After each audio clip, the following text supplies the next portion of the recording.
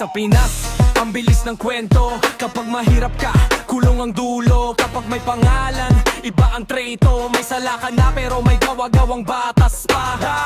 Nakikaw yan sa TV, pila ng tao pero iisa ang may susi. May warrant, may hawla, may tanikala, pero biglang lagnat, biglang ospital.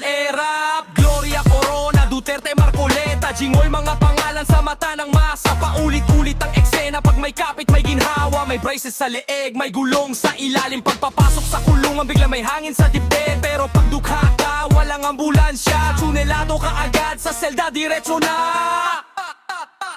Hustisya sa Pinas, para kanino to? Hustisya sa Pinas, bakit laging ganon? May brace sa lileg, may gulong sa daan. Kapag may pera ka, may hospital, arrest ka lang. Hustisya sa Pinas, para kanino to?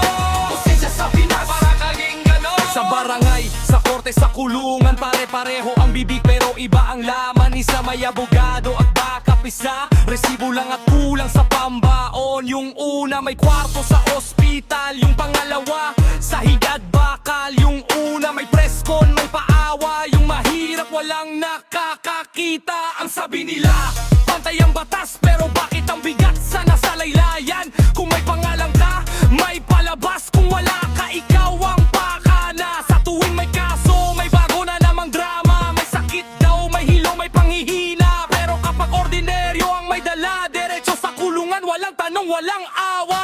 May sinabi na naman na hindi raw kaya, pero nung nasa tapat na biglang gumaan ang dusa. At yung nasa gilid na walang kakampi, hindi na pinakinggan, basta na lang siniksi. Hustisya sa Pinas, para kanino to?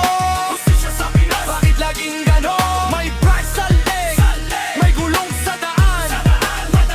Kapag may pera ka, may hospital, arrest ka lang. Hustisya sa Pinas, para kanino to? Hustisya sa Pinas, bakit laging ganon? Ayokong maniwala na ganito talaga, ng kulungan ay para lang sa walang kilala. Kung pareho ang sala, dapat pareho ang bigat. Huwag mong gawing teatro ang hirap ng taong bayan. Hustisya sa Pinas.